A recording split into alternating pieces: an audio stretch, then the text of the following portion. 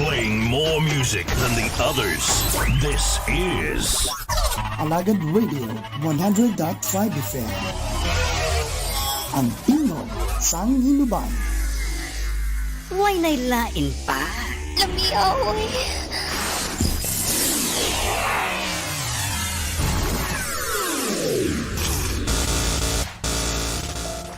Panginoon, sa gitna ng pagkalito at takot na bumabagabag sa amin, balutin ninyo kami ng yakap ng inyong pagmamahal at proteksyon. Palakasin po ninyo ang aming mga katawan. Patuloy na patnubayan ang aming pamilya at mga mahal sa buhay. Tulungan at gabayan po ninyo ang aming mga lider sa kanilang mga desisyon. Pagkalooban ninyo ng lakas ang mga frontliners sa kanilang pagsugpo at pagharap sa karamdamang ito.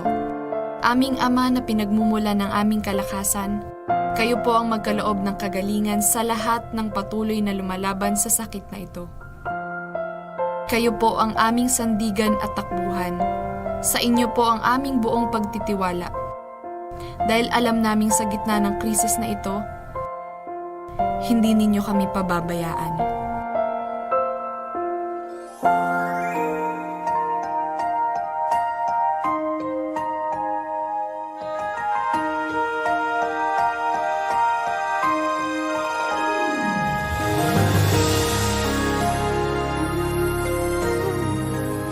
Hello, abyan, mayong aga dira sa imo, mayong adlaw, mayong hapon o mayong gabi. Depende sa panahon nga ikaw nagatanaw o nagapamati sining aton Facebook Live. Nagapasalamat kita sa Ginoo nga sa iyang mga saad kita makadawat og mga panalangin o mga pagpakamaayo sa aton nga mga kabuhi. Karon diri kita sa panimalay ni Eli. Sa panahon nga siya nag-alagad sa Ginoo, ang Ginoo malipay dira sa iya nga mga ginahimo. Pero kung aton usisaon sa bugos nga pagkabuhi ni Eli, ato nakita nga wala niya ginpasidunggan ang Dios labaw sa iya pagpasidungog sa iya mga anak. Wala niya buhata nga siya una nga magkahadlok sa Dios, kag ikaduha na lang ang iya pagpakita sa iya kabalaka, gugma, kag pagkahadlok sa iya mga anak. Amoy na ang aton nakuha nga leksyon, una nga kuha nga leksyon, diri sa kapaltahan o sa failure ni Eli subong isa kaamay. Diri sa aton nga pamalandungan, sa naunang Samuel Kapitulo 2, versikulo 31. May makuha kita diri nga pagtulunan sa sining ginsulat ni Samuel nanungod sa kay Eli kag sa iya mga anak. Nagasiling ang balaan kasulatan, yari karon nagaabot ang mga adlaw nga akon utdon ang imo butkon kag ang butkon sang panimalay sang imo amay, agod nga wala sing tigulang nga tao sa inyo panimalay. Ining Diyos nagpakigsaad sa mga ginikanan ni Eli nga siya una magahimo sa ila panimalay subong nga mga pari. Nga pakamayon sila sa Ginoo. Apang tungod kay ini si Eli, isa ka pari nga una sang iya mga kabataan, labaw kay sa iya nga pag-alaga dira sa Dios.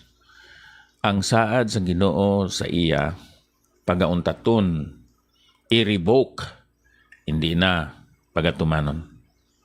Amoy ning makuha naton nga leksyon dira sa kay Eli kag sa iya mga anak nga ang mga saad sang Ginoo conditional. God's promises are conditional. Ang isa siguro katawo magauna-una nga tungod kay ang Dios nagsaad sang isa ka butang nga iya gid ini nga pagatumanon bisan ano nga mga sala ang pagahimoon sang tao. Apang hindi na amo ang nagakatabo. Ang iya mga saad are usually attached to conditions sa makita naton diri sa kay Eli kag sa iya mga anak.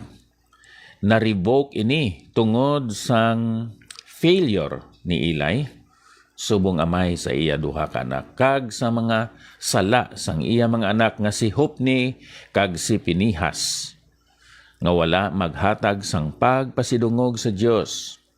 Ang ilang mga sala amo ang impiety, ang intimidation kag bisan pa ang immorality.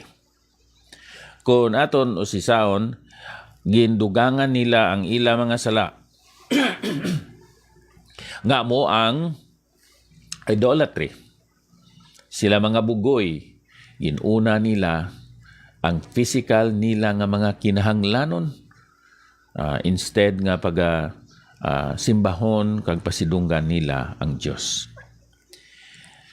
Siling sang Ginoo, magaabot ang panahon nga ako magautod sang kahigayunan o kon sang katungdanan.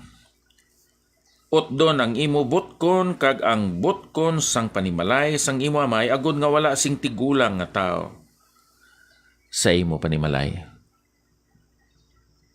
Kung sa aton paabyan, inibala ang pagkatigulang dira sa aton pamilya, isa ini ka pagpakamayo sang Dios. Pero kung ang mga miyembro sa aton pamilya hindi magtigulang, indication ina nga hindi na sila gamiton sa Ginoo. Tapos na ang ila panahon sa sini nga kalibutan. Ginpaklaro sang Dios dira sa kay Eli nga ang iya mga anak mamatay. Hindi sila pagagamiton sa Ginoo subong nga pari dito sa silo. Ang kondisyon sang Dios sa pagpasidungog niya sa mga katawhan, iya ginpaathag sa klaro gid. Siya magapasidungog sa mga tao nga nagapasidungog sa iya. Siya nagsiling man nga atong mga tao nga makasugata o makamit sa mga kondisyon sa paghuna-huna.